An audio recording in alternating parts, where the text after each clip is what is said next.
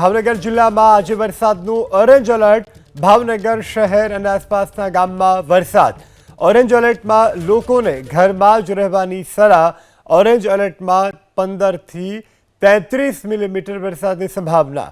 Orange એલર્ટમાં 665 થી લઈ અને 75 કિલોમીટરની ઝડપે પવન ફૂંકાશે। આ સાથે તળાજા અને આસપાસના ગામડાઓમાં પણ વરસાદ ખાબક્યો છે।